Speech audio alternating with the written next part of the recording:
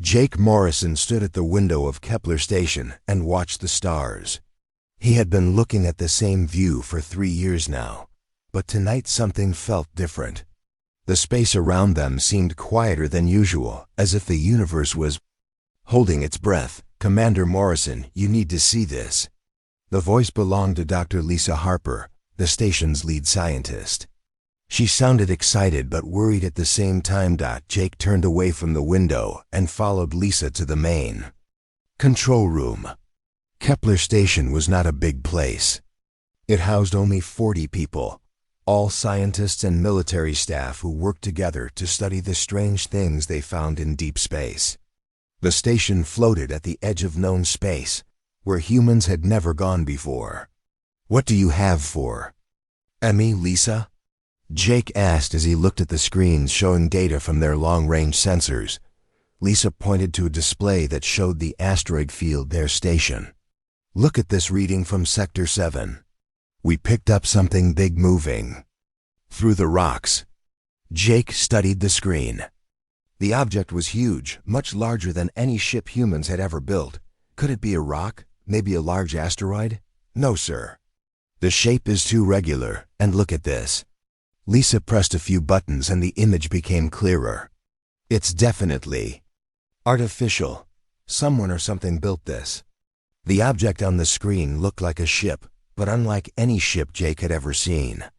It was smooth and curved, almost like it had grown instead of being built. What made it truly strange was its color. The ship seemed to absorb all the light around it, making it appear as a black hole in space. "How long has it been there?" Jake asked. "We first detected it 6 hours ago. It's been drifting slowly through the asteroid field. No signs of power. No communication signals, nothing. It's completely dead." Jake felt a chill run down his spine. In his 20 years of military service, he had learned to trust his instincts. Right now, those instincts were telling him that this discovery would change everything. "Get Lieutenant Collins up here. We need to plan a recovery mission." Ben Collins arrived within minutes. He was young but skilled, the kind of officer who could handle difficult situations without panic. "You called for me, Commander." Jake pointed to the screen showing the black ship. "We're going to bring that thing in for study. I want you to lead a recovery team." Ben studied the image carefully. "It's big, sir. Much bigger than our cargo bay. The main hangar should be large enough. Take the heavy recovery ship and a full team. But Ben, be careful. We don't know what we're dealing with here." "Understood, sir." It took 6 hours to bring the black ship into Kepler Station's main hangar. Jake watched from the control room as the recovery team carefully guided the alien vessel through the station's large doors. The ship seemed to float effortlessly, as if it weighed nothing at all. Once the ship was secured, Jake and Lisa went down to the hangar to see it up close. Nothing could have prepared them for what they found. The ship was even more impressive. In person, it stood nearly 50 feet tall and was over 200 feet long. Its surface was perfectly smooth, like black glass, but it seemed to shift and flow when they weren't looking directly at it. "It's beautiful," Lisa whispered, "and terrifying." Jake walked slowly around the ship, studying every detail. There were no visible weapons, no engines that he could see, no communication equipment. Yet the ship felt alive somehow, as if it was watching them. "Commander," called out Sergeant Rick Davis, one of the recovery team members. "You should see this." Jake and Lisa followed Rick to the side of the ship where he was holding a scanner. "I've been taking readings of the hull material. Look at this." The scanner showed something impossible. Where Rick had accidentally scratched the ship's surface with his equipment, the scratch was slowly healing itself. The black material was flowing back together like liquid metal. "That's not possible," Lisa said, but they could all see it happening. Jake reached out carefully and touched the ship's surface. It felt warm, almost alive. For a moment, he thought he felt the ship respond to his touch, as if it recognized him. "Lisa, I want a full analysis of this ship." Find out everything you can about the materials, the design, everything.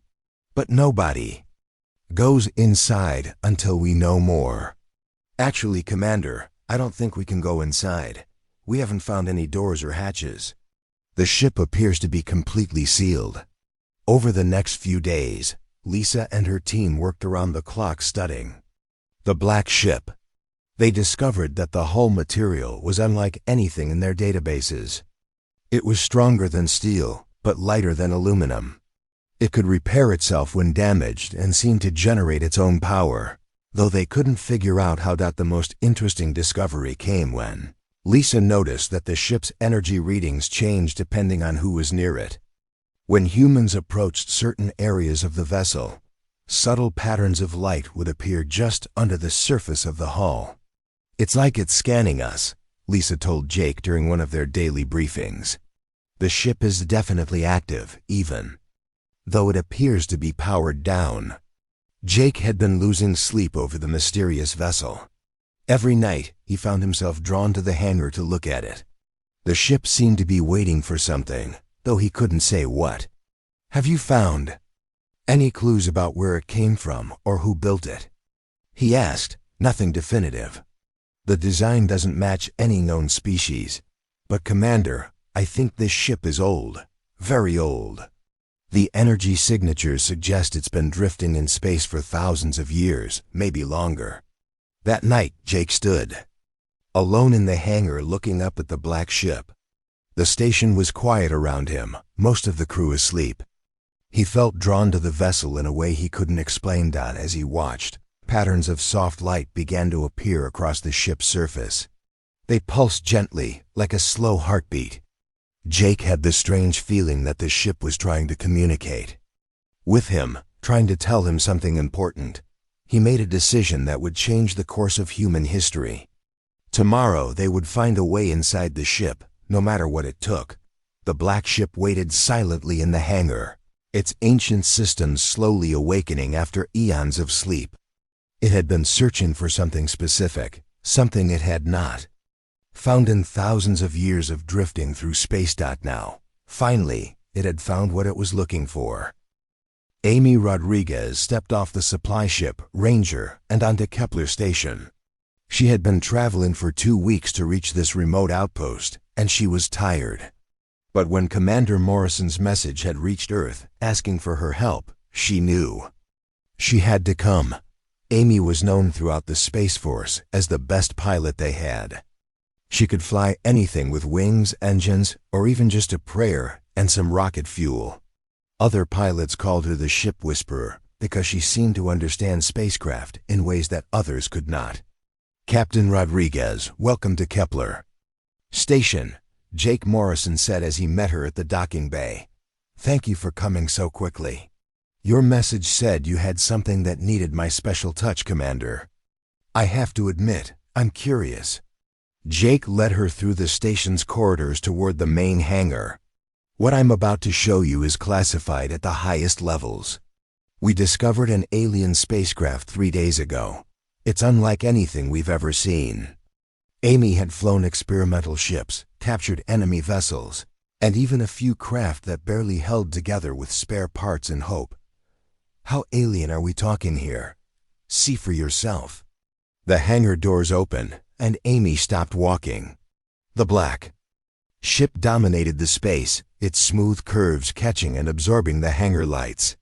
It was beautiful and frightening at the same time. "My God," she whispered. "It's incredible." As Amy approached the ship, something unexpected happened. Soft patterns of light began to appear across its surface, pulsing gently like a slow heartbeat. The patterns followed her movements, growing brighter when she got closer. "It's never done that before," Dr. Lisa Harper said, joining them with her tablet computer full of readings. "The ship has been completely inactive since we brought it aboard." Amy walked slowly around the vessel, watching as the light patterns shifted and changed. She felt something she had never experienced before. The ship was aware of her presence.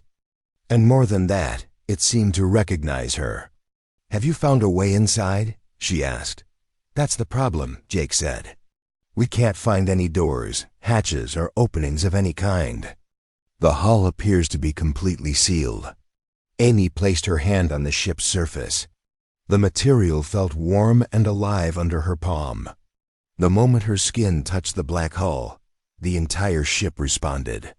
Light patterns raced across its surface, and they could hear a low humming sound coming from deep within the vessel. The energy readings just spiked, Lisa said, staring at her tablet in amazement. The ship's power levels are increasing rapidly. Amy moved her hand along the hull, following her instincts. She had always been able to sense things about spacecraft that others missed. This ship was different from anything she had ever encountered. But the feeling was the same. It wanted to fly, and it wanted her to be the one to make it happen. She stopped at a section of the hull that looked identical to every other part of the ship. But something told her this spot was special. Amy pressed her palm firmly against the surface and waited. For a moment, nothing happened. Then, with a soft whisper of moving air, a section of the hull simply faded away. Where solid metal had been seconds before, there was now an opening large enough for a person to walk through. Impossible, Lisa breathed. The hull was solid. Our scans showed no openings anywhere. Amy stepped toward the opening, and lights began to appear inside the ship. They were soft and welcoming, not harsh like human lighting. The corridor beyond curved gently to the left, and the walls seemed to pulse with their own inner light. "I'm going in," Amy announced. "Wait," Jake said. "We don't know if it's safe. The atmosphere could be toxic, or there could be alien pathogens." Amy smiled. "Commander, this ship has been waiting for someone. I can feel it, and right now I think it's waiting for me." She stepped through the opening and into the alien corridor. The moment she crossed the threshold, the walls around her came alive with soft light. The ceiling adjusted its height as she walked, becoming taller to accommodate her human proportions. The floor beneath her feet felt solid, but somehow responsive, as if it was aware of her every step. Behind her, Jake and Lisa watched through the opening as Amy disappeared into the ship's interior. They could see the lights following her progress as she moved deeper into the vessel. Amy found herself in a maze of curving corridors, all of them beautifully designed but completely alien. There were no sharp angles anywhere, no straight lines. Everything flowed like water frozen in time.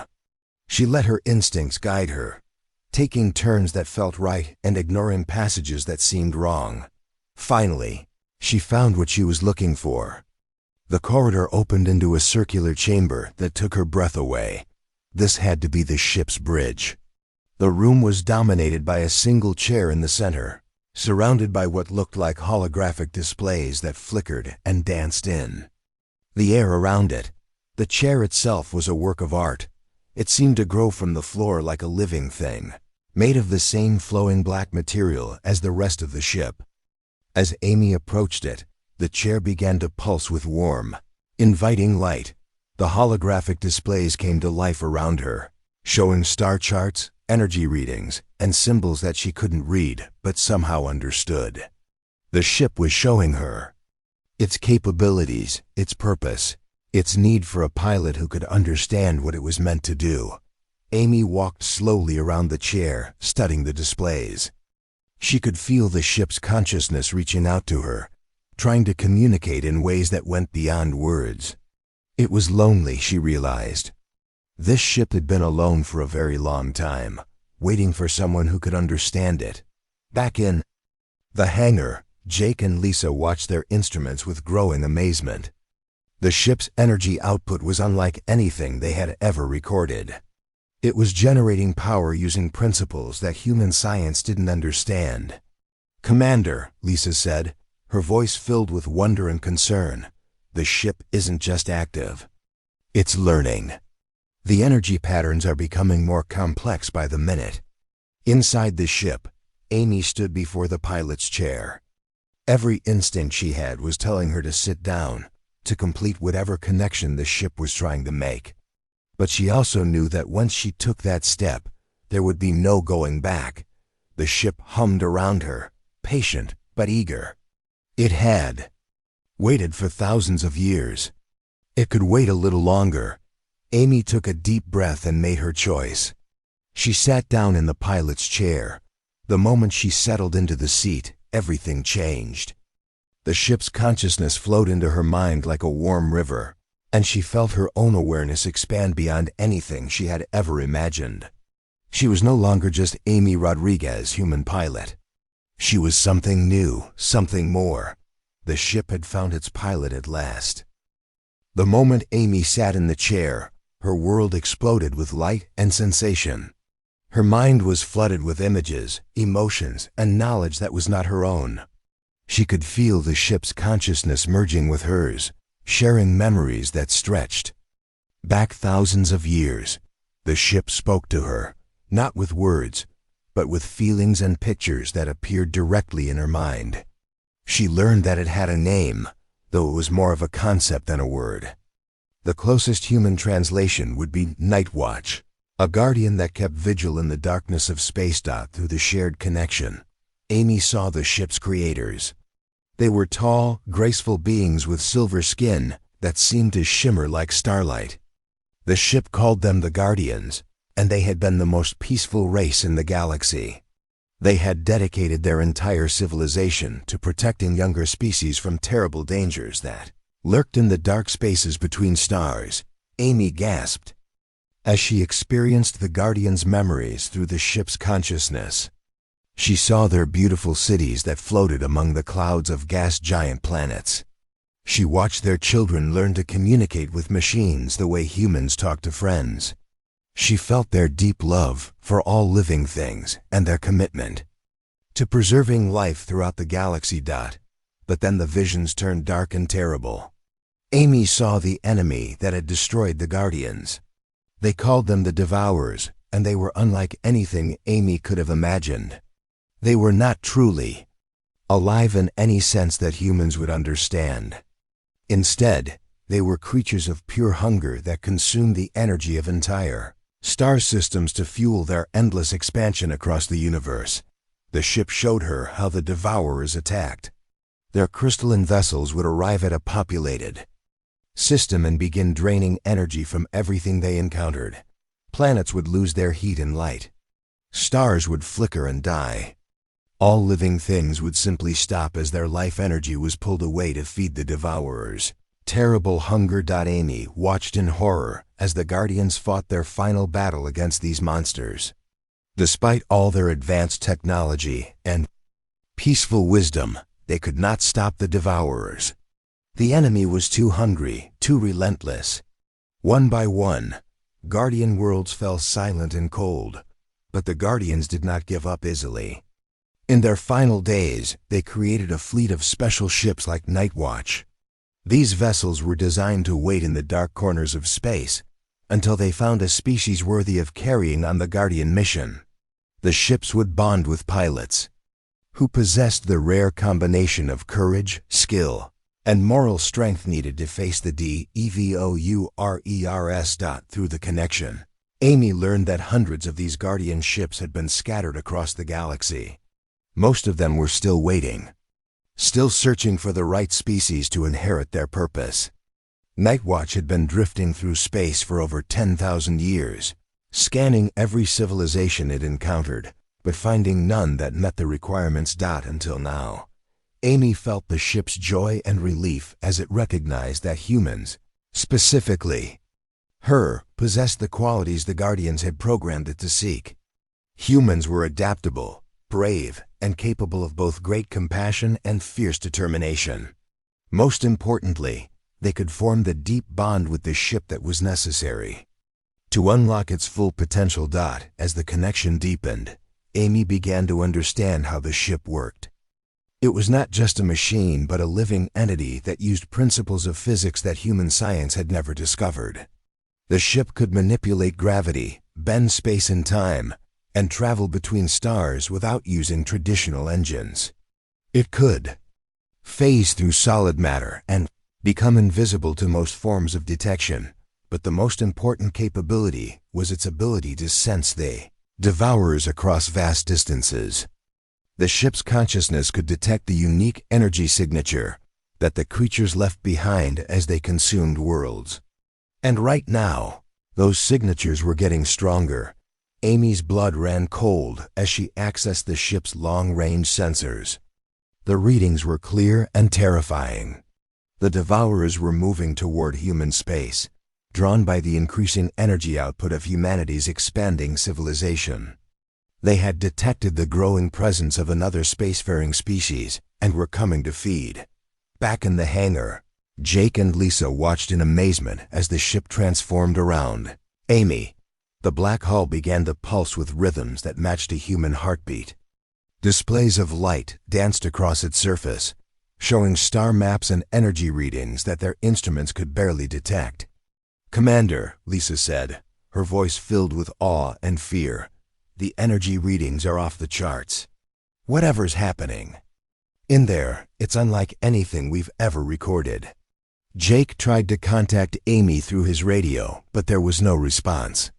The ship seemed to be blocking all communication. He could only watch and wait, hoping that Amy knew what she was doing. Inside the ship, Amy was learning to use her new abilities. The chair had formed a permanent connection with her nervous system, allowing her to control the ship with just her thoughts. She could feel every system, every circuit, every part of the vessel as if it were an extension of her own body. Ship began to move, rising slowly from the hangar floor. Amy had not intended to fly it, but the ship was responding to her emotions, her wonder at the new sensations flooding through her. She quickly regained control, gently lowering the vessel back to the deck. Through their connection, Nightwatch shared more of its knowledge with Amy. She learned about weapons that could disrupt the Devourer's energy absorption, about shields that could protect against their draining attacks, and about tactics that the Guardians had developed in their long war against the creatures. But she also learned a sobering truth. The ship could only bond with one pilot at a time, and the connection was permanent. Amy would never be fully human again.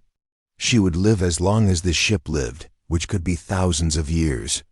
Her thoughts and emotions would always be connected to the ancient vessel, and her life would be dedicated to the mission that had once belonged to the Guardians. Amy felt a moment of sadness as she realized what she was giving up. She would never have a normal life, never marry or have children the way other humans did. But as she felt the ship's gratitude and sensed the approaching danger to her species, she knew she had made the right choice. The connection was complete. Amy Rodriguez was no longer just a human pilot. She was the new Guardian, keeper of ancient wisdom and protector of human civilization. The ship hummed contentedly around her, no longer alone after millennia of solitary waiting. Together, they would face whatever came from the darkness between the stars. The Devourers were coming, but this time, they would find a species that was ready to fight back. Amy opened her eyes and looked at the displays surrounding her.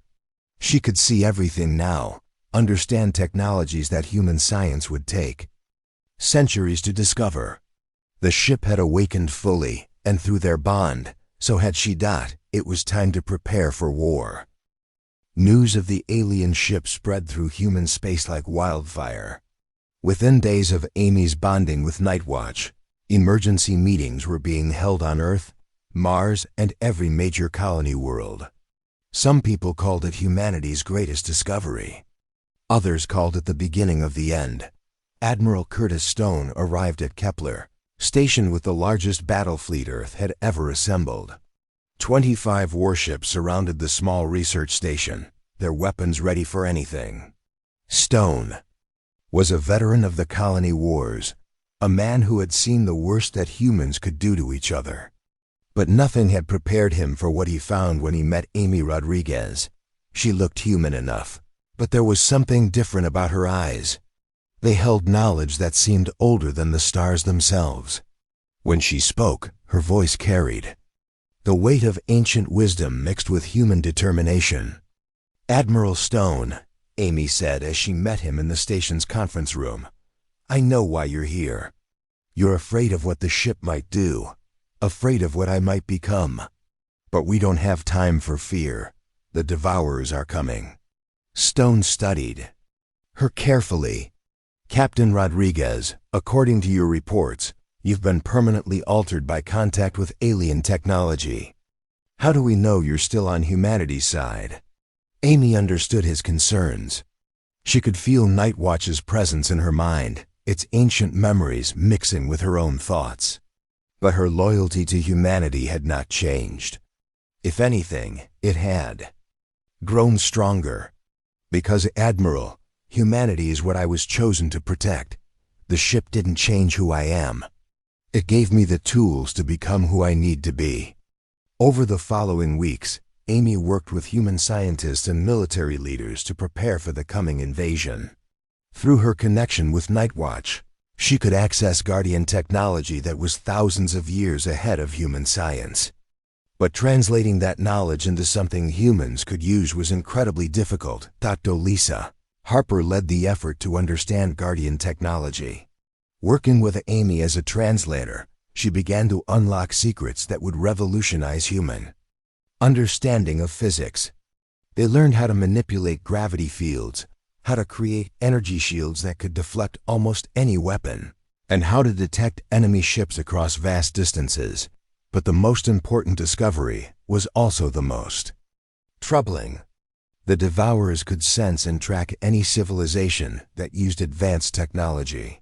By activating Nightwatch, humanity had essentially announced its location to the enemy. There was no hiding now. Amy spent hours each day connected to the ships. Long-range sensors, tracking the approaching Devourer fleet. What she saw filled her with dread. The enemy ships were enormous, each one the size of a city. They moved through space like a swarm of hungry insects, consuming everything in their path. They're not just ships, Amy explained to Admiral Stone. During one of their strategy meetings, they're living creatures that have grown so large they need entire star systems to feed them. Each one contains the absorbed energy of dozens of dead worlds. The Admiral looked at the star charts showing the enemy's approach. How long do we have? 6 months, maybe less. They're moving faster now that they've detected our energy signatures. Stone felt the weight of responsibility crushing down on him. Earth's combined fleet numbered less than 200 ships. According to Amy's reports, the Devourer fleet contained over 1,000 vessels, each one more powerful than anything humans had ever built. What about the other Guardian ships? He asked. Can we find them, wake them up like we did with yours? Amy shook her head sadly. Nightwatch was the only one in this part of the galaxy. The others are scattered across thousands of light years. Even if we could find them, there's no time to reach them before the Devourers arrive. Dr. Harper joined them with her latest reports. I've been studying the Guardian technology, trying to adapt it to our ships. The good news is that we can create limited versions of their shields and weapons. The bad news is that it will take months to retrofit even a small portion of our fleet. Admiral Stone made the hardest decision of his military career. He ordered the evacuation of the outer colonies, pulling back humanity's defenses to protect the core worlds. It was a retreat, but it was also the only way to buy time for preparation. Amy felt the weight of every life that would be lost. Through Nightwatch's sensors, she could see the Devourer scouts entering human space. They moved like shadows between the stars, draining energy from satellites and space stations as they passed. The reports from the outer systems were always the same. Brief contact, then silence. The first major engagement came at the mining colony of New Pittsburgh. Amy watched through the ship's sensors as 3 Devourer scouts attacked the small outpost. The colony's defenses lasted less than 10 minutes. The enemy ships simply absorbed all the energy from the weapons fired at them, growing stronger with each attack. This is what we're up against, Amy told the gathered fleet commanders. Conventional weapons don't just fail against them, they actually make the Devourers stronger. Every shot we fire feeds them energy they can use against us. Captain Dan Miller of the battleship Washington raised his hand. Then how do we fight them? What did the Guardians use? Amy closed her eyes and accessed Nightwatch's memories of the ancient war. The Guardians learned that the Devourer's strength is also their weakness. They need to constantly consume energy to survive. If you can force them to use more energy than they can absorb, they'll start to weaken and eventually collapse. So, we need to make them work harder than they can eat, Admiral Stone said. But how do we do that without giving them more food in the process? Amy smiled grimly. We make them chase something they can't catch, something that uses so much energy they have to drain themselves trying to consume it. Dr. Harper understood immediately. You're talking about a trap. Something that looks like easy prey, but actually requires enormous energy expenditure to capture. Exactly. The Guardians called it the starvation protocol. We lure the Devourers into expending massive amounts of energy on a target that ultimately drains them instead of feeding them.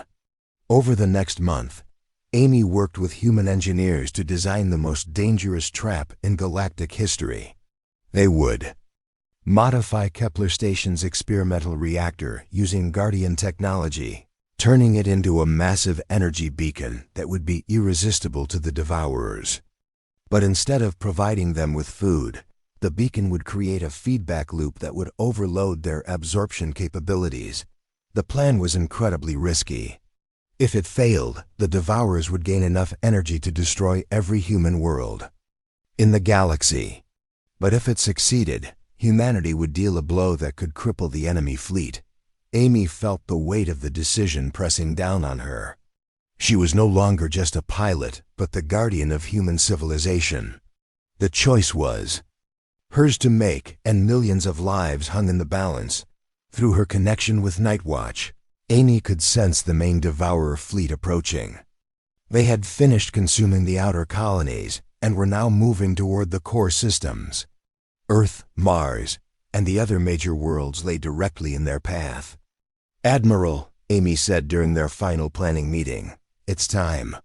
The enemy will reach Earth in 2 weeks. If we're going to act, it has to be now. Stone nodded grimly. Give the order, Captain. Humanity is counting on us. Amy felt Nightwatch respond to her determination. The ship was ready for battle, its systems charged with power that had been waiting thousands of years to be unleashed. Together, they would make their stand against the darkness that had consumed so many civilizations. The trap was set. Now they could only wait for the Devourers to take the bait. The Devourer fleet arrived like a plague of darkness. Amy watched through Nightwatch's sensors as hundreds of crystalline ships emerged from hyperspace at the edge of the solar system. Each vessel pulsed with the stolen energy of dead worlds, their surfaces crackling with power that had once lit distant suns. Admiral, Stone's voice crackled over the communication system. All ships, this is Admiral Stone. Today we make our stand. Remember, do not engage the enemy directly. Our job is to guide them to the trap. Amy felt Nightwatch's ancient systems coming fully online around her.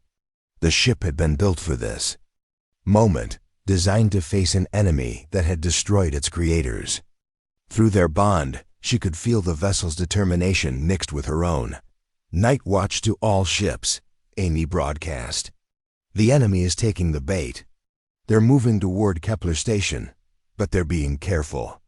We need to make ourselves look like easier targets. The plan was simple but dangerous. The human fleet would appear to retreat in panic, drawing the Devourers toward the modified reactor on Kepler Station. The reactor had been turned into the most powerful energy beacon in human space, something the Devourers would find impossible to resist. But the first part of the plan went wrong immediately. Captain Dan Miller's ship, the Washington, moved too close to a Devourer scout. The enemy vessel immediately began draining energy from the battleship's engines. Within seconds, the Washington was dead in space, its crew trapped in a ship that was rapidly losing life support. All ships, do not engage, Admiral Stone ordered, but it was too late. Other captains saw their comrade in danger and moved to help. The Devourers fell on the rescue ships like hungry wolves, draining their energy and leaving them as floating coffins. Amy watched in horror as a dozen human ships were destroyed in the first few minutes of battle. The Devourers were even more dangerous than the Guardian memories had suggested. They could drain energy faster than the ancient race had recorded, leaving no time for escape once they focused on a target. "We have to change the plan," Amy told Admiral Stone over the radio. "The Devourers are too fast. Our ships can't get close enough to guide them without being destroyed. Then what do we do?" Stone asked, his voice tight with desperation. Amy looked at the tactical display showing the enemy fleet. The main Devourer mothership was the size of a small moon, pulsing with the energy of 100 consumed worlds. It hung back from the fighting, directing its smaller vessels like a general commanding an army. "I'm going to get their attention." Amy said dock before anyone could stop her. Amy sent Nightwatch racing toward the enemy fleet. The ship moved faster than anything humans had ever built, weaving between Devourer vessels like a silver fish swimming through dark water. The Guardian shields protected them from the enemy's draining attacks, but Amy could feel the strain on the ship's systems. "Rodriguez, get back here!" Admiral Stone shouted over the radio. "That's suicide!" But Amy had a different plan. She flew Nightwatch directly at the massive mothership, using every trick the Guardians had taught her. The ship phased through solid matter when Devourer vessels tried to block its path. It became invisible to their sensors when they tried to track it. And all the while, Amy was broadcasting on every frequency, making as much noise as possible. The mothership noticed her. Amy felt its attention like a cold wind across her mind as the ancient creature focused on this small ship that dared to challenge it. The massive vessel began to move, following Nightwatch as Amy led it toward Kepler Station. Behind them, the rest of the Devourer fleet followed their leader. Amy had become the bait, drawing the entire enemy force toward the trap that Dr. Harper and her team had prepared. The chase lasted for hours. Amy pushed Nightwatch to its limits, staying just ahead of the Devourers while making sure they never lost interest. The ship's Guardian technology was the only thing keeping them alive as energy-draining attacks lashed out from the pursuing fleet. Finally, Kepler Station appeared ahead of them.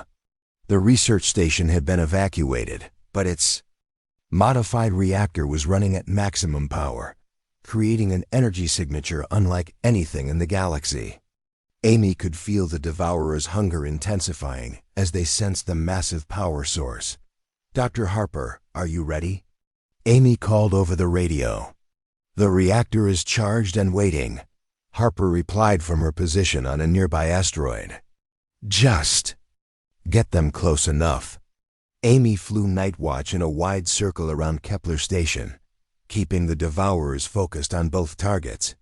The enemy fleet spread out, surrounding the station like hunters closing in on wounded prey. The mothership moved to the center of the formation, preparing to drain the reactor's enormous energy output.